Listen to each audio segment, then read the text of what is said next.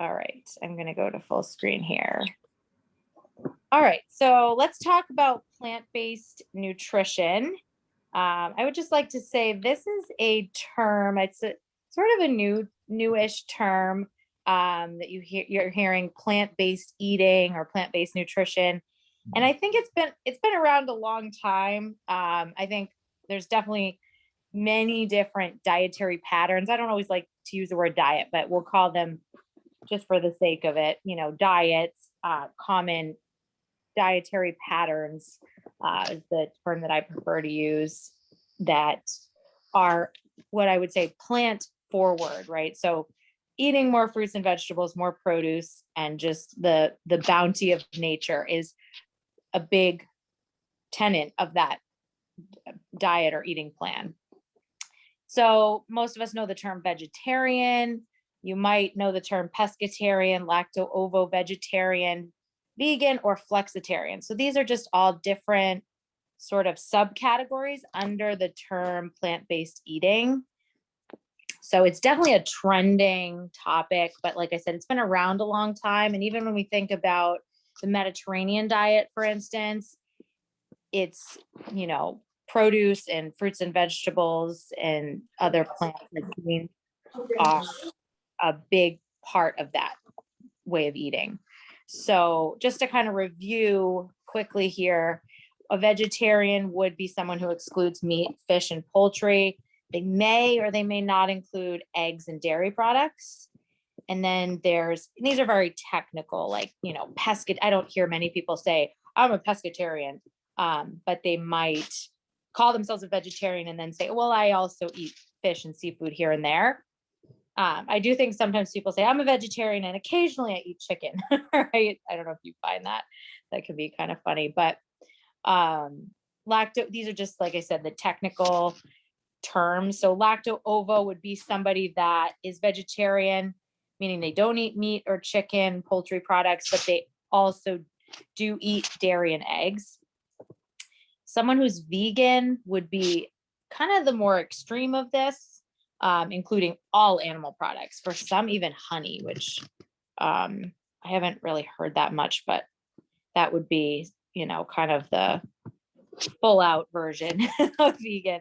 The term flexitarian is fairly new. This would be somebody, I resonate with this term. I think it's meant to be a little more flexible. So this is defined as somebody primarily focuses on a vegetarian diet, meaning they don't want to eat a lot of meat or animal products, but they would still include small amounts of meat, seafood, eggs, and dairy. So this is like the flexitarian version of plant-based is probably a little bit newer, at least the term is. Like I said, I can think of people that call themselves vegetarian, but then they might say, well, occasionally I eat chicken or occasionally I eat this.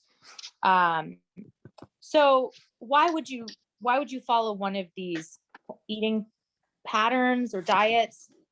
Well, certainly there are a lot of health benefits, improving cardiovascular health and just overall mitigating disease risk by eating more plants. That's just, like I said, no matter what diet you follow, even if you don't fall into one of these categories, even if you're, somebody who follows a paleo diet where you just want to eat less processed food, and you are including animal meats and proteins, you still want to eat more plants, right? More produce, possibly things like beans and legumes. There's just so many nutrients. So like I said, these are just terms and categories, but I think everybody should be eating what we call a plant-based diet. It's just there's different sort of subcategories there. So hopefully that makes sense. And, you can feel free to put in the chat if you are trying to follow a particular, dietary plan under one of these categories, if you so choose. Or if you resonate with the term flexitarian, like I said, I really like that. Or even, people who are or may have heard of the concept of meatless Monday. So that kind of falls under this flexitarian category where you may just say, okay, once or twice a week, I really want to have a meal that doesn't center around meat. So it's going to be like a plant-based protein that would definitely be in the flexitarian kind of mindset. So someone did ask this question, if I'm remembering not the exact wording, but somebody sent in a question about nutrients to be mindful of if they are following a vegetarian diet or a diet that's really not eating a lot of animal products and meat products. So just want to review this. Calcium would be important. Obviously, if you're not eating any dairy products, you want to look for plant sources of calcium or fortified products. So calcium is naturally found in dark leafy greens. You would have to consume a lot of the leafy greens to equate to the same amount of calcium that would be in like a yogurt or milk product. Not to say, certainly those are super healthy foods, but you do have to watch the amount that you're getting. Certainly you could look for calcium fortified non-dairy milks. There are so many out there. And I actually do have a handout that I can pull up after this. Or you know what, let's see if it's here. Nope, it's not that one. I have all these attachments. Where are you? Sorry guys, just trying to find my, oh, I guess it's not there. Sorry, where did that go? No. Well, see if I can't find it after, or I could send it out as an email. But essentially, there are a lot of non-dairy milks out there. The category is just massive. That would include things like coconut milk, almond milk, rice milk, soy milk, other plant-based nut milks, cashew milk, oat milk. There's so many.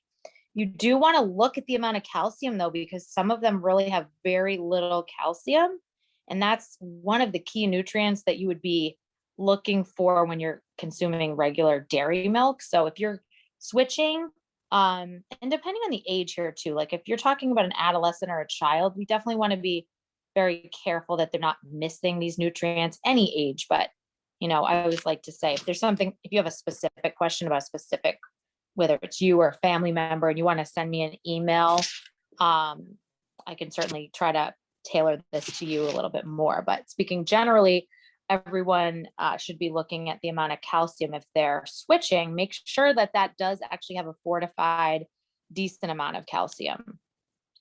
Iron would be one that you find in high quantities in meat and animal products. So there's some foods listed here that would have a decent source of iron. Chia and flaxseed, that's a great thing to add into your diet anyway. You're going to get omega-3 fats from that.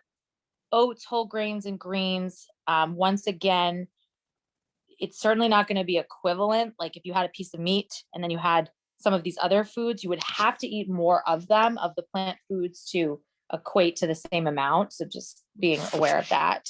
But they do have, and there are lists out there where you can look up the exact, amount, like 100 milligrams or so of iron. I mentioned this on the last call. I was about to say, Heidi, we do have a question. If you want to finish that thought first, and then I can. Oh, sure. Okay.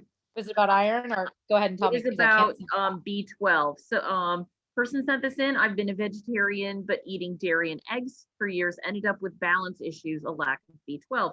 What foods for B12? Perfect. Yeah, so this doesn't actually indicate a lot here, nutritional yeast or fortified cereals. So this person is not eating any animal products. Is that what you said, Liz?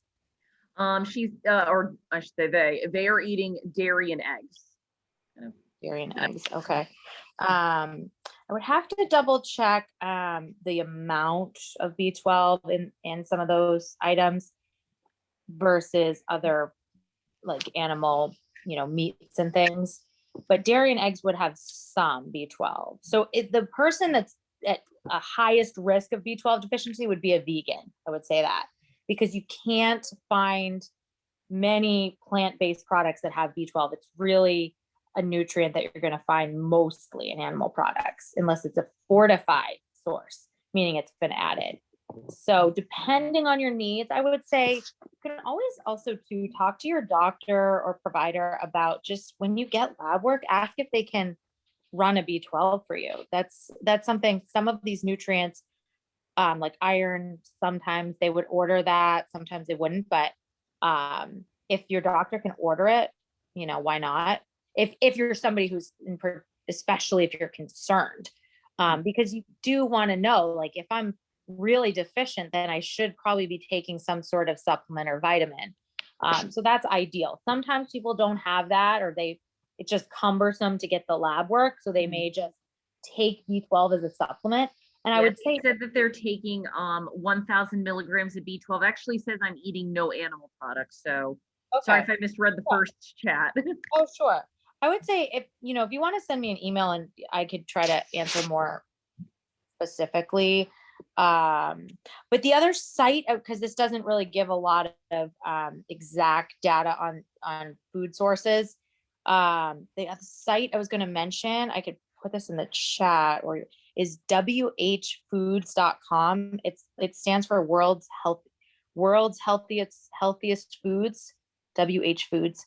I'll try to enter that into the chat. And what I like about that site is you can look up any nutrient and they'll give you a listing of like milligrams. So it'll say like the highest source of B12, the food with the most, and then it'll be like so if you were looking up iron, you'll be able to compare. If I had greens or I had flaxseed or I had oats, one has 10 milligrams and one has, I'm just throwing out numbers, these aren't real, but one has 100 milligrams. Well, obviously there's a big difference in the amount that you're getting from one food or another. So that's a site. I can send that in an email to you as well. But I would look there if you're really trying to fine tune, like, where am I actually going to get a decent amount of B12? Because the thing is, a lot of these nutrients aren't going to be listed on the food label necessarily, right? So if you guys are looking at a food label, you would see calcium and iron. You actually would see calcium, iron, and protein is always on the food label. But some of the micronutrients is what we're talking about, more of the vitamins, aren't always listed on. They can only put so much on there, and by law there's certain nutrients that have to be included, but B12 is not one. So you would want to look that up specifically. Hope that makes sense. Okay, so I just want to show you, you guys see that? It says plant powered grocery list. You see that? Yes. Okay, good. Thank you. It's like when I shared screen, I don't see what you're seeing on your end. So this is all the handout that I'll send out, but it's just a nice, really comprehensive list of plant foods. You might not even think about all these different produce items, nuts, seeds, beans, spices, but these are all plants, right? So it's not really just produce, it's other foods like the nuts, seeds, beans, spices, even grains that are considered a plant, right? So I'll highlight a few things here. I like to try and mix it up. So think about when it comes to, and one of the other questions that someone, I don't know who sent it in, Liz, exactly, but somebody had asked about, are there any must have, I think that's how it was phrased, must have fruits and vegetables or produce items. And I would say the answer to that is really want to have a variety, as much of a variety as possible, right? So especially when you think about the different colors. So I know this might even be overwhelming. Like, most people don't maybe have artichokes that frequently, bamboo shoots, some of the different greens like collard greens is halfway down, jicama, kohlrabi, okra, like these may not all be things you're having very frequently. Probably the more common vegetables would be like sweet potato, peas, lettuce, cucumbers, broccoli, those things. But really try and if you're looking at a list like this, pick out something that you really maybe you've never had, or maybe you just don't cook very frequently. Bok choy would be another one at the top that is alphabetical, so that's easy. and think about a recipe you could do. So if I think of bok choy, immediately I think of like an Asian dish, right? So it could easily, a really great way to add a lot of vegetables to a dish would be like a stir fry. I actually think that's the type of recipe a lot of people like, because you're going to season it, maybe add a little soy sauce, some ginger, some other seasonings in there. So it has flavor, right? In Hannaford, some Hannaford stores actually have a stir fry station in the store. The Londonderry store, unfortunately, doesn't, but the Bedford store does. It just depends on their space and if they have a full kitchen. Right now, they're doing stir fry. It's not open, like you have to kind of pick up a container with the vegetables and they cook it there, or they're cooked ahead of time. But anyways, you could throw in bamboo shoots, bok choy, broccoli, carrots. You could basically do most of these and then put some garlic and ginger in there to add some extra seasoning. Herbs and spices, I just want to also point out that you're getting a lot of antioxidants as well from the herbs and spices. So we tend to think of the fruit and vegetables as being the source of vitamins and antioxidants, which are just like protective nutrients. They help mitigate some disease risk. We tend to hear of antioxidants like cancer prevention and just boosting our immune system and things like that. They have so many benefits for us. And really, when you're, like I said, when you're choosing a variety of colors, if I can impart one thing, that would probably be it as far as must-have produce items. It's really the variety. So if you're only eating green, but you're never having red, orange, purple, like blueberries or, any of the orange vegetables, carrots, sweet potatoes, then you're missing out on some of those other nutrients that are specific to the orange category or the other ones. So if you think about like, how can I just add more color to my plate? That's a helpful tip. And that's why I'm stir fry as we go summer, like a really robust salad that is more than lettuce, tomato, cucumber. It could be like sprouts added to the salad, or it could be adding some avocado, adding some mushrooms, adding different types of greens in there. You could certainly do peppers. I've even done asparagus in a salad, actually. Or it doesn't even have to be a green salad, like with lettuce as the base. It could be like cut up asparagus as its own side salad. Or I've seen Brussels sprouts kind of shaved and cut really finely in a salad. Certainly you could do like a broccoli slaw type salad, coleslaw. So I like to think of different types of salads where you can change up the variety, because I personally get bored of the same old thing, right? So quick question. We have a question from Jane. It is, what is lotus? And I see that under the seeds. Is that like seeds from the lotus flower? I mean, that's my personal question. It's my first thought. that's a great question. I am not even positive what lotus is as a seed, or where you find it. I'll have to get back to you on that one. Sorry about that. And the other one is, and you could probably do this. You could send me the grocery list and I can send that along to the attendees as a PDF. Yeah. Yep. I definitely will. Yep. All right. Okay. So other foods on here, I just want to highlight our beans, definitely, as they are beans are kind of cool because they are both a protein and a vegetable. When we think about our healthy plate, like if you know the My Plate, which shows the different food groups, you can actually count beans as both a protein and a vegetable. They are certainly chock full of fiber.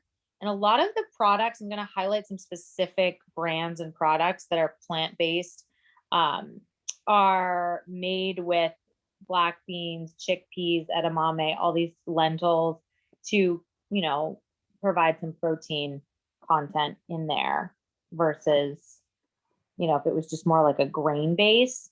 Some other grains on here that you might look for. I'm just trying to scroll through.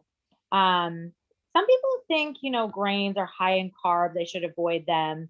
That's certainly not true. I think that the key is to focus on whole grains and really to mix it up too. Like a lot of us have rice all the time or sweet potato all the time as a side. Those things are fine, but maybe you're not used to having like a barley as a side dish or buckwheat or some of the ancient grains we see up at the top here, like quinoa is very common. A lot of products out there now. Bulgur wheat, that is in like a tabbouleh salad. If you've ever had, you know, purchase that, those little tiny little white grains in there. So you can purchase bulgur wheat as its own like box, just like you would and find it with the rice and other grains. And it cooks really quick. You could make your own tabbouleh. You could serve it as a side. It's more seen common in like Middle Eastern type foods. Couscous, once again, that's seen, you often see that with Middle Eastern foods. Oatmeal, most people know, but there's even others. This isn't exhaustive. Farro would be another whole grain. And choosing whole grains, you'll get a lot more nutrients and fiber that way. I'll just scroll down here, see if there's anything else I just wanted to highlight. Yeah, I can certainly send this out. There's a lot of different, if you're following a plant-based diet and you're not eating any dairy products, there are a lot of substitutes out there. So made with almonds, cashews, coconut, lots of different substitutes. So we'll get into that. All right, here, let me just find, I have a couple recipes. Oh, and this handout, I'll send this out, but this talks specifically about legumes. So legumes is a technical term that beans fall under. So I'd love to know here in this group who's eating beans or legumes. I can't see your faces because I'm just seeing my screen, but I'd love to know if you're eating them, if you like them, because I ask this question a lot when I'm doing a store tour or talking to someone in the store, you know, what about beans? And a lot of times people say, well, I like baked beans, but I don't mean to laugh, but we live in New England, so people tend to eat baked beans more than any other kind versus other places where like black beans or pinto beans are really, or, you know, lentils are really common in their culture even. So I think there's so many ways to cook them that it's an awesome thing to add to your diet. And like I said, they count as a protein and a vegetable. Technically, they have a lot of fiber. They're inexpensive. So a lot of us are trying to, you know, shop on a budget and just, that's another benefit though to eating more plant-based proteins is that they are pretty cost effective as opposed to buying like a package of really good red meat or something. It's a lot more expensive. So even if you're doing more of this flexitarian style, like I mentioned, where you're doing meatless Monday and you're just trying to have 1 or 2 meals a week that are plant-based in the protein source, I would look to beans or lentils for that. That can be a really great option for you. So there's a lot of bean fans in the chat. Oh, good. Good. Okay. Let me pull up. I don't just have to add a tab here. Okay, so there were a couple. Oh, that's not the one. Sorry. Oh, actually, before we go on, we did just get a bean question from Barry. If you soak and cook raw beans, what is the amount of time it can stay refrigerated before they go bad? Ooh, that's a good question. So you cooked them. My guess, I would have to double check. I would say probably 3 or 4 days in the fridge. Similar to other things, like I probably wouldn't keep them. It could even be longer than that though. So meaning they're already cooked. They're in something. It looks like. Yeah. Probably, maybe 5 days or so. I don't have that off the top of my head, but I can certainly look it up as far as their perishability. I know I've made lots of soups and chilies with beans, and I'm sure we've eaten them more than a couple of days. I probably wouldn't keep them longer than a week, but Someone, Giselle did reply. She said that about 5 days, but you can freeze the portions, which yeah, I can I attest would do that. freezing things is great. I was gonna say, like, in our house, we'll often make a big batch, a big vat of soup or something in the crock pot, let's say, a chili, and sometimes, I love leftovers, but you don't necessarily want to eat them 5 days in a row or a week straight. So if you make a big batch of something, just freeze half of it or a certain number of portions. You can even put them in individual containers, and that way, when you want to defrost it, it's not like not going to take as long to defrost. So this is just a handout here on lentils specifically, which is kind of cool. So it tells you how to cook them. And just like I was mentioning with the bulgur wheat and some of the grains are really quick cooking. Quinoa would be another one that's pretty quick cooking. Some of the beans, because they're small, like lentils, cook pretty fast. So that's nice because the larger, more dense, like dried beans can take a while to soak and cook so that you're not crunching into something that's still a little bit hard. So lentils take, as it says here, about 15 to 20 minutes for whole lentils, and then split lentils are even less, 5 to 7 minutes. So, when you look at the protein and the nutritional content of lentils as a source of plant-based protein, 100 grams of lentils, as you see on this right-hand side here, versus 100 grams of steak, you get 26 grams of protein in the lentils versus 27 in almost the same quantity of steak. So it's pretty crazy when you think about that. Because sometimes people think of the plant-based proteins as a lot less protein. It does depend. Lentils are a little bit higher. Now, the other thing is you're not getting all that fat that you would be getting in a steak, right? So 100 grams of lentils would be 1.5 grams of fat, and 108 grams of steak is 18. So just kind of interesting there. And also fiber is, plant products, like I said, when you talk about plant-based nutrition, that encompasses your fruit, your vegetables, your beans, your nuts, your grains. It's all of those things that are plants. They are going to contain fiber, whereas your animal products won't have any fiber. So that's really a key to remember, is that fiber is from plants. It's part of the plant itself. It's the roughage, right, that we often say. So if you're eating more of an animal-based diet, it's not that it's all bad. It's just you'll be getting different nutrients like the iron and B vitamins and things, but you will not be getting fiber. So that is, something to remember. When people tell me they're more of a meat and potatoes kind of person, they don't eat a lot of vegetables and plants, they could very easily be low or deficient in fiber. So I think the statistic is like 10% of Americans get enough fiber. It's pretty abysmal, to be honest. And the amount of fiber that you should be aiming for per day is between 25 and 35 grams. So just a note about that. Okay. Let me pull up if there aren't any other questions. Sorry, I just thought my Hannaford site was pulled up here. Okay, so can you guys see hannaford.com here? Yep. Yes. Okay. Sorry, I thought this was pulled up, but I'm just going to show you how easy this is to search the website for different foods. If I was doing a program in the store prior to the restrictions with COVID, we were doing store tours with groups of people, which we do hope to do in the future, like Liz was saying, with in-person type programming. I would be showing products a store tour just means I'm walking through the aisles with you and pointing out different products and comparing. So I'm going to do this online and just show you through the website. Quick question. Oh, as I say, before we go forward, I just saw there was a question. How many servings of beans should you be eating a day? I mean, even one serving would be awesome. Mhm. I would say it always depends on where you're starting from.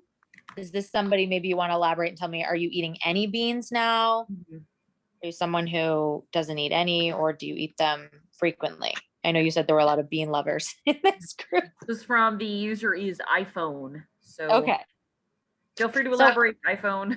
yeah, I mean, once a day would be perfect. Like if you want to add them to chickpeas on a salad, or black beans on, with your tacos, or hummus, even that's going to be a serving of legumes and beans.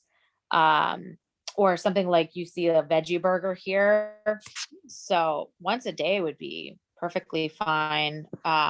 If you can do that much, or just a couple times a week. There's not really a set recommendation, but I would say once a day would be something to shoot for, certainly.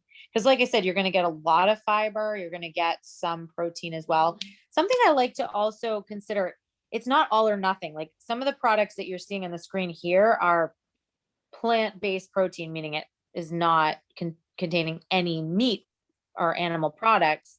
But you can certainly do a blend, right? So there are a lot of recipes where maybe you add chopped mushrooms to a meat patty and you do less meat and more vegetables, right? I don't know if anyone does anything like that, but there are a lot of ways to just reduce the amount of meat or animal products. I'm generalizing there, and add in more vegetables and plants and sort of just decrease it a bit. Whether that's to save money, whether that's environmental concerns, because animal products do take more resources like fossil fuels and water to, raise cattle, for instance. So some people are looking for those types of um, benefits as well, from an environmental standpoint versus just health. But I just like to mention that. And it doesn't have to be all or nothing. It doesn't have to be 100% vegan or nothing. So a couple items on here. So this is really cool. So if you look on the top, I just went to Hannaford.com and I clicked plant-based. And I know there's probably an easier way to even get to this, but there's an actual tab called the plant-based cart starter, which shows you kind of like a mini shopping list of different products.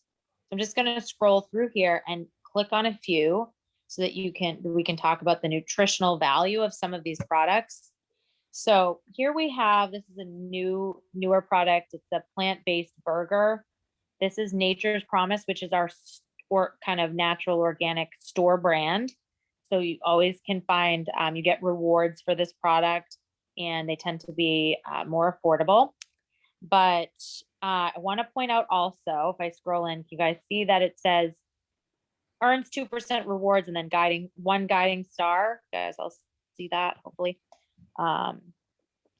So the guiding stars is something that we have throughout the store, and you can also see it's on that little black, I call him the running man, symbol on the package.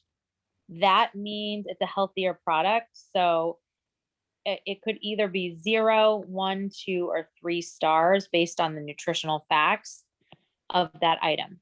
So if we look here, just a couple things I want to mention. So the ingredients, this is plant-based crumbles. It's made from soy flour. It's the protein source, basically. We have other flax seeds, soybean, coconut oil, some seasonings in there.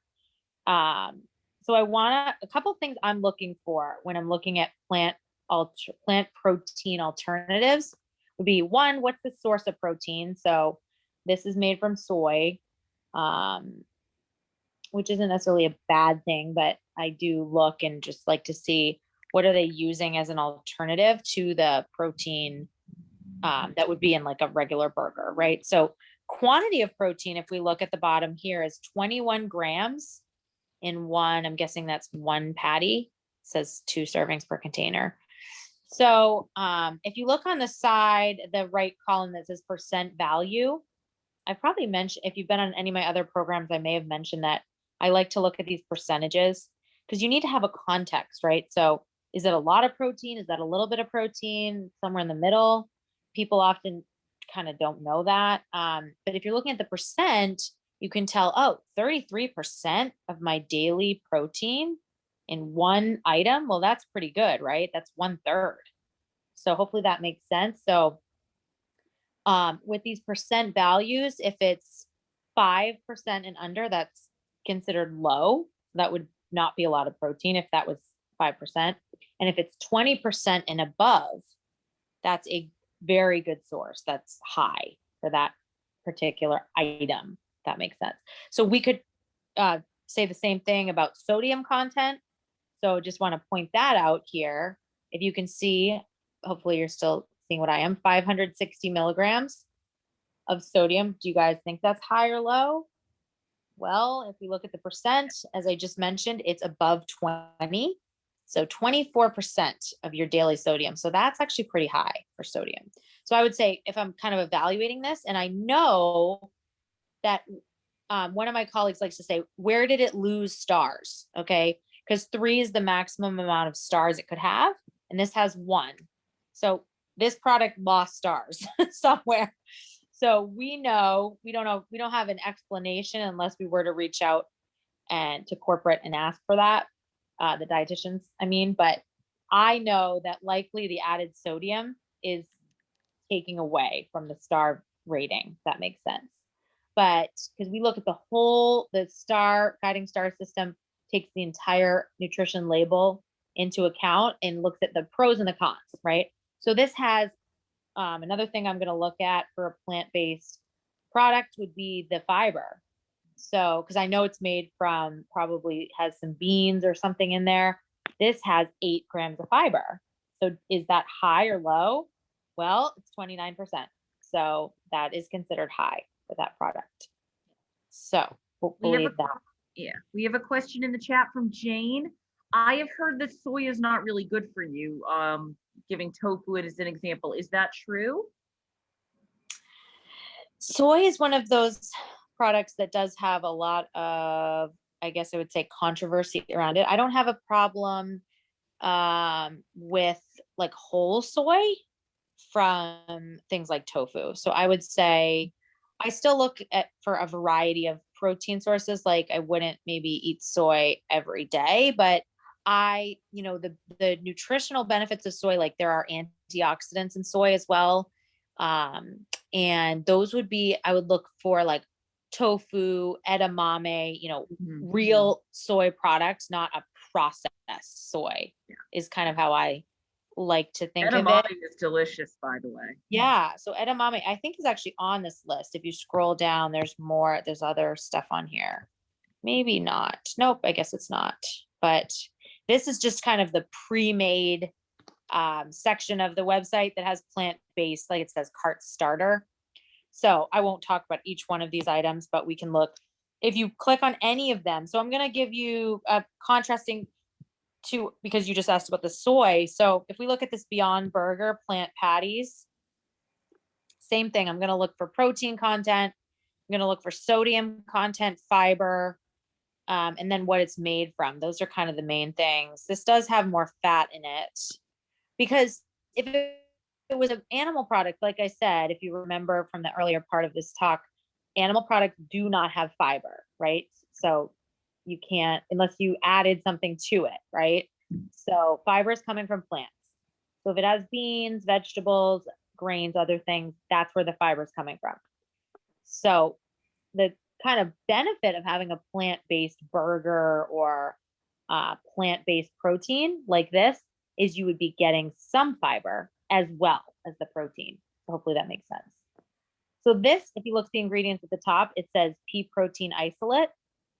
So it's not a soy protein, it's a pea protein. So they extract, I don't know exactly how, but it's an isolate, very concentrated source of this pea protein. So just same thing. It has if I look at the amount of protein, it's 40%, very high. If I look at fiber, 8%, not super high.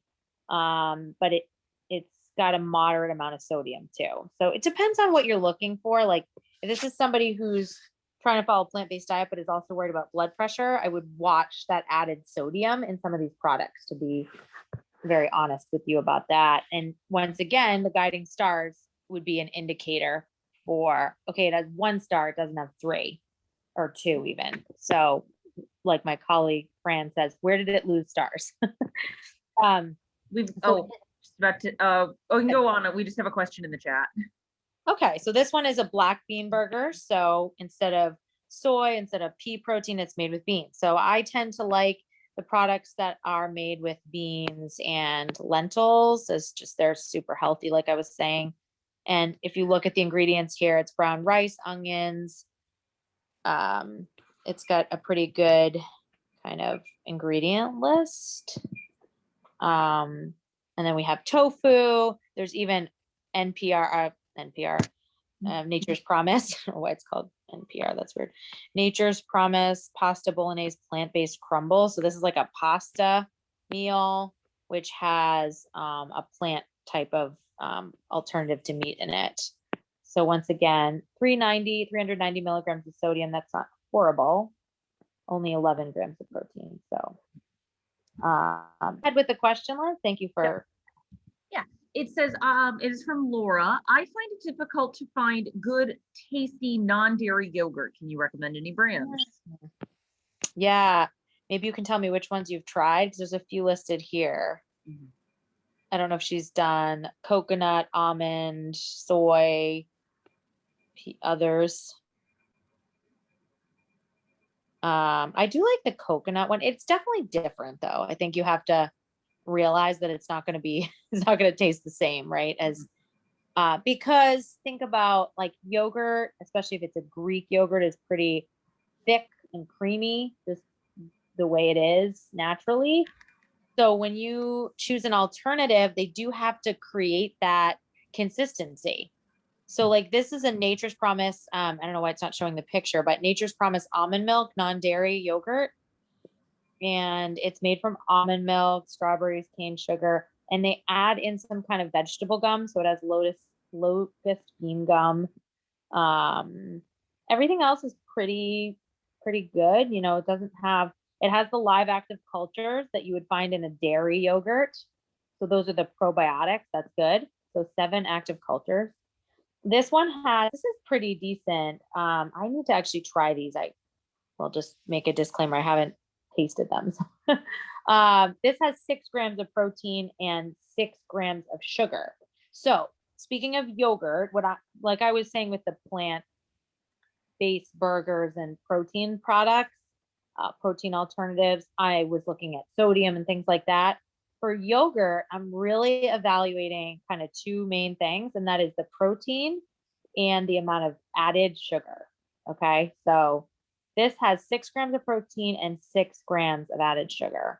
If I compare to the coconut, let's see if anyone has tried So Delicious coconut yogurt. I tend to like the coconut. I don't know if it was Laura who asked that question. Yes. I don't know if she's tried this one, but I just like the flavor of coconut. The problem though, if you look here, it's got almost no protein. It's 0.5 grams. So that's not, and actually, this is, I don't know that I would totally recommend this. This is just Hannaford's suggested cart, 18 grams of sugar. Nope, I'm not, sorry, not going with that one. Let's check this brand. So Delicious coconut. Oh, I guess my label isn't accurate on that one. All right, we're striking out on that. But anyways, this is not exhaustive, like I said. And then the Silk is a soy base. So I would just, I know it takes a little trial and error, but I would try a couple brands and see, which ones you like better. But I'd be looking nutritionally for, does it have protein and how much sugar is added? I do, sometimes I've used the So Delicious coconut yogurt like in a smoothie and add some other things to it. So it's not just the yogurt itself. And they do sell, like, these are flavored that you're seeing here, the coconut milk yogurt, the different containers, but they sell just plain coconut. So I've used that, let's per se, in a smoothie. There's other things here. It can be hard, I think, in kind of jumping off that question. Sometimes when we find an alternative, it just isn't quite the same as far as the texture and the taste. So we have to think of it, maybe use it in a different application. So this is an egg substitute, for instance, but this is more, if we look at the ingredients, it's chia seeds and garbanzo beans. It's like an egg. It's called the neat egg here. You guys can see that. Neat egg, vegan, gluten-free egg. So this is a product a lot of people have used, have heard reviews for baking, like as a substitute, but I'm not sure that you would use it as like a scrambled egg type of thing. So we have some dairy-free cheeses and different things like that. So let's see, oh, sorry, I just want to go to my plants here. Okay, there are a couple other, oh my goodness. Sorry, you guys see that screen? It shows the Lipton tea. Can you see that? Yes. Gosh, the screen is going wild. Not. So just wanted to point out, oh, sorry, just no, can't seem to scroll through this very easily.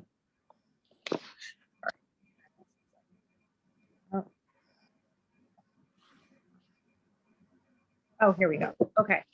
So in the store, we have the guiding stars, like I mentioned. Oops. Oh, didn't want to print you. Sorry.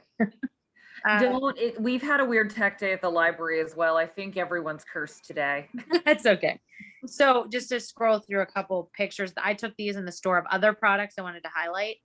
I know we just have a couple minutes, but these are some protein powders. So if you see on the shelf tag, it says, you know, Vega protein and greens, $27.99 for this container, and it's 3 stars. So I just wanted to show you what the guiding stars look like on the shelf tag, so that you know they're there.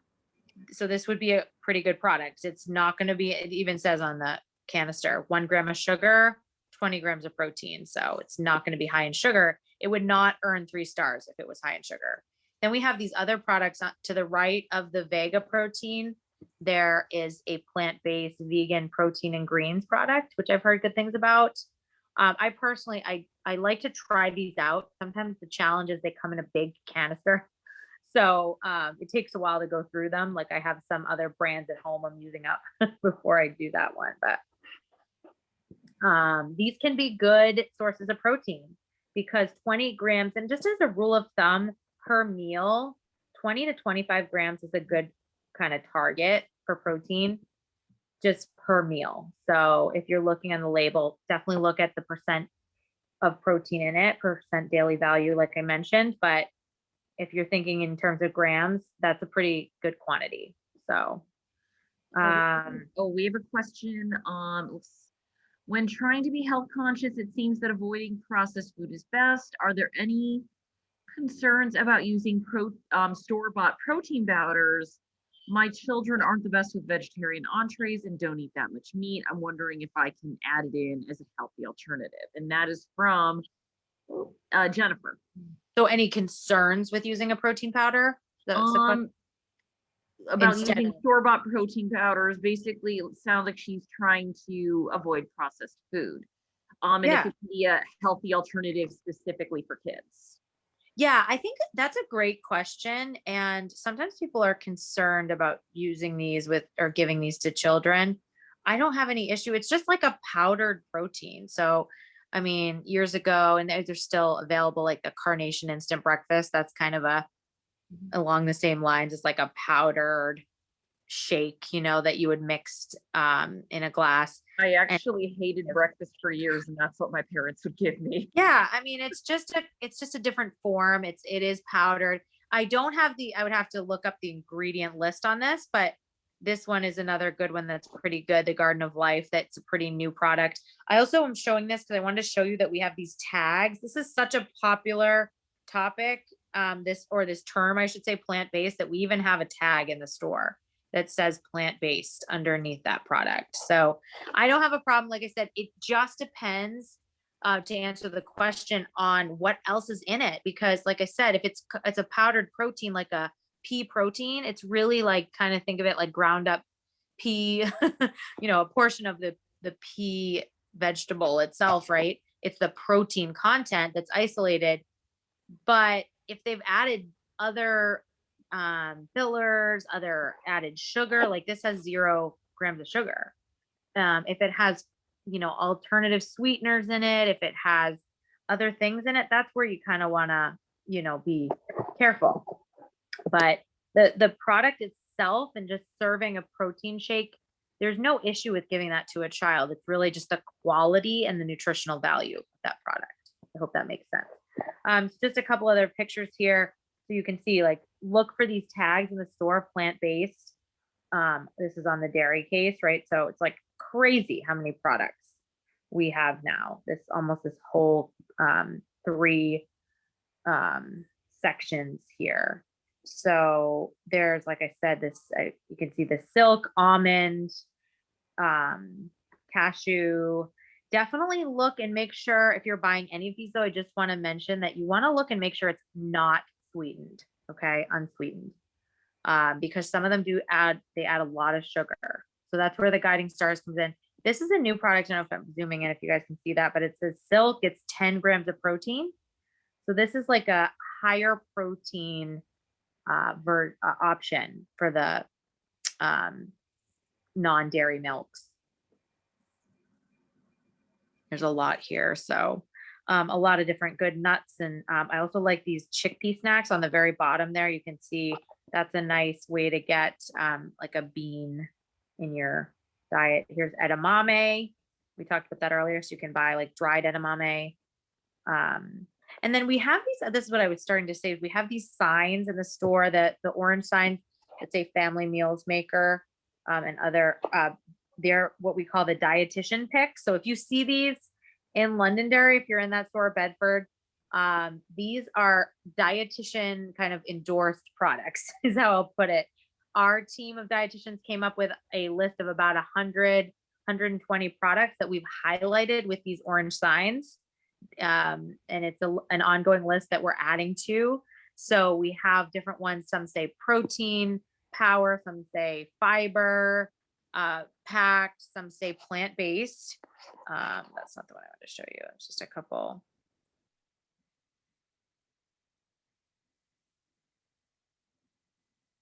Oh, Heidi, I think the screen froze. Heidi? Oh dear. A moment. Can anyone else hear me? I can Oh, hear you. I can hear you. Here we go. Does it say Heidi? Can you hear us?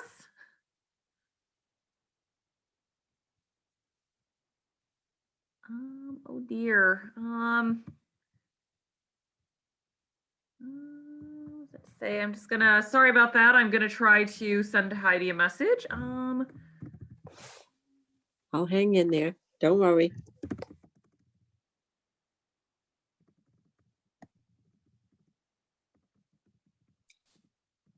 Here,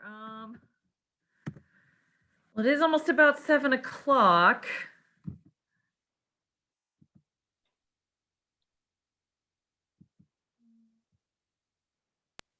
I listened to a Oh, sorry.